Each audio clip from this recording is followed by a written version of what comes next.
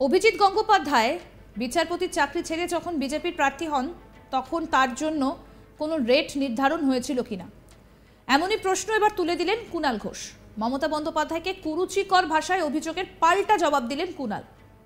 অভিজিৎ বাবুর সঙ্গে কত টাকায় বিজেপির রফা হয়েছে সেই প্রশ্নই এবার করে বসলেন।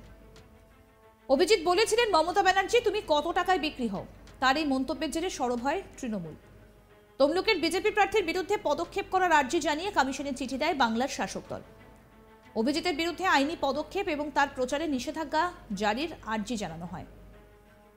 অভিজিতের বিরুদ্ধে নির্বাচনী বিধিভঙ্গের অভিযোগ করা হয়। শুক্রবার এই ঘটনা নিয়ে তৃণমূল নেতা কুণাল ঘোষ সাংবাদিক সম্মেলন করে বলেন, অভিজিৎ গঙ্গোপাধ্যায় ধারাবাহিকভাবে মমতা বন্দ্যোপাধ্যায়কে আক্রমণ করে চলেছেন। বিজেপি দলের তরফ থেকে কোনো বাধা দেওয়া হচ্ছে না।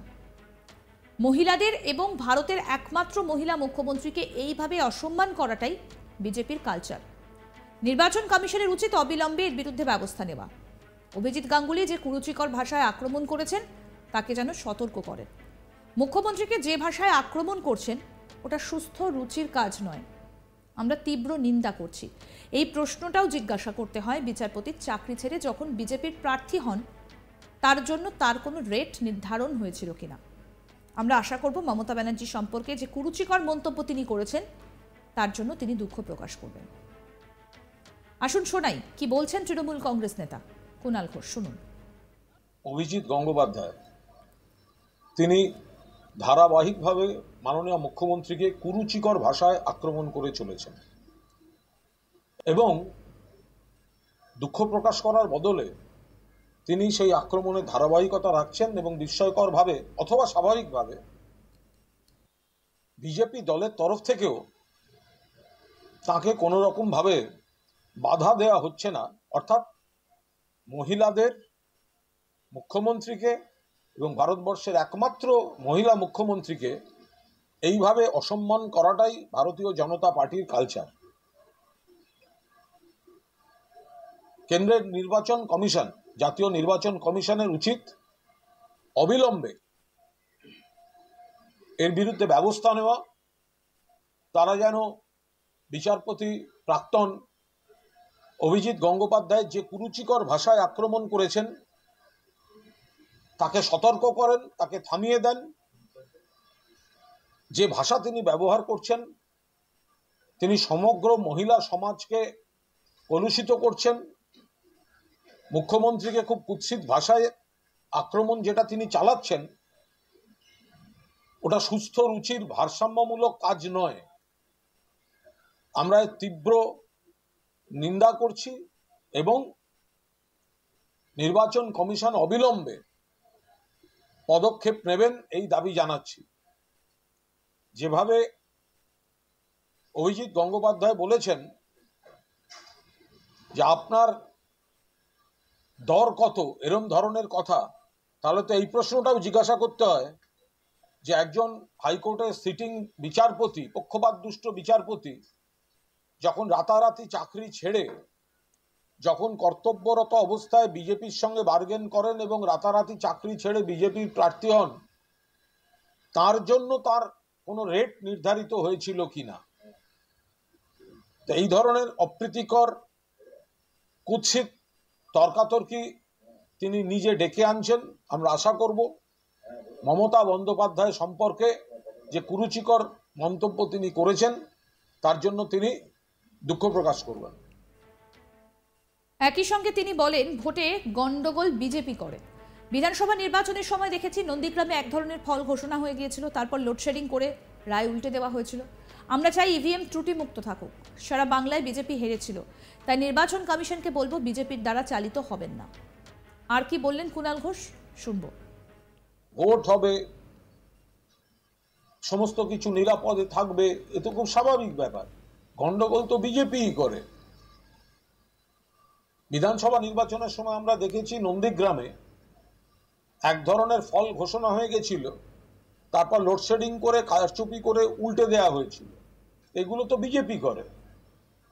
আমরা তো চাই ইভিএম ত্রুটি মুক্ত থাকুক, ইভিএম মানুষের ভোটদানের রায় যথাযথভাবে প্রতিফলিত হোক এবং একই সঙ্গে তার গণনার পর যেন মানুষ যে রায় দিয়েছেন সেটাই প্রতিফলিত হয়।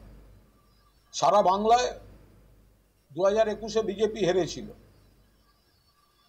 আর নন্দীগ্রামে জোর করে প্রভাব খাটিয়ে কেন্দ্রীয় নির্বাচন কমিশনের প্রভাব খাটিয়ে যে ভোট লুটটা হয়েছিল, তারপর গণনার সময় লোডশেডিং করে ফল পাল্টে দেয়া হয়েছিল।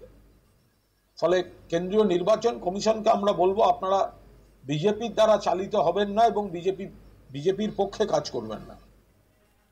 মুখ্যমন্ত্রী মমতা বন্দ্যোপাধ্যায়কে অশালীন আক্রমণের জেরে এবার বিপদ বাড়ল তমলুকের বিজেপি প্রার্থী অভিজিৎ গঙ্গোপাধ্যায়।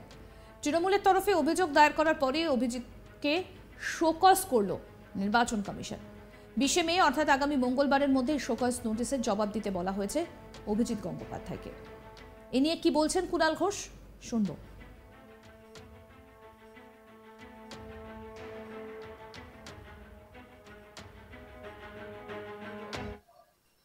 তিনি ধারাবাহিকভাবে মাননীয় মুখ্যমন্ত্রীকে কুরুচিকর ভাষায় আক্রমণ করে চলেছেন এবং দুঃখ প্রকাশ করার বদলে তিনি সেই আক্রমণের ধারাবাহিকতা রাখছেন এবং বিস্ময়করভাবে অথবা স্বাভাবিকভাবে বিজেপি দলের তরফ থেকেও তাকে কোনো রকমভাবে বাধা দেওয়া হচ্ছে না। অর্থাৎ মহিলাদের মুখ্যমন্ত্রীকে এবং ভারতবর্ষের একমাত্র মহিলা মুখ্যমন্ত্রীকে এইভাবে অসম্মান করাটাই ভারতীয় জনতা পার্টির কালচার। কেন্দ্রের নির্বাচন কমিশন, জাতীয় নির্বাচন কমিশনের উচিত অবিলম্বে এর বিরুদ্ধে ব্যবস্থা নেওয়া। তারা যেন বিচারপতি প্রাক্তন অভিজিৎ গঙ্গোপাধ্যায়ের যে কুরুচিকর ভাষায় আক্রমণ করেছেন তাকে সতর্ক করেন, তাকে থামিয়ে দেন। যে ভাষা তিনি ব্যবহার করছেন, তিনি সমগ্র মহিলা সমাজকে কলুষিত করছেন। মুখ্যমন্ত্রীকে খুব কুৎসিত ভাষায় আক্রমণ যেটা তিনি চালাচ্ছেন, ওটা সুস্থ রুচির ভারসাম্যমূলক কাজ নয়। আমরা এর তীব্র নিন্দা করছি এবং নির্বাচন কমিশন অবিলম্বে পদক্ষেপ নেবেন এই দাবি জানাচ্ছি। যেভাবে অভিজিৎ গঙ্গোপাধ্যায় বলেছেন যে আপনার দর কত, এরম ধরনের কথা, তাহলে তো এই প্রশ্নটাও জিজ্ঞাসা করতে হয় যে একজন হাইকোর্টের সিটিং বিচারপতি, পক্ষপাত দুষ্ট বিচারপতি, যখন রাতারাতি চাকরি ছেড়ে যখন কর্তব্যরত অবস্থায় বিজেপির আরও আপডেট পেতে দেখতে থাকুন আজ তাক বাংলার ইউটিউব চ্যানেল, সাবস্ক্রাইব করুন।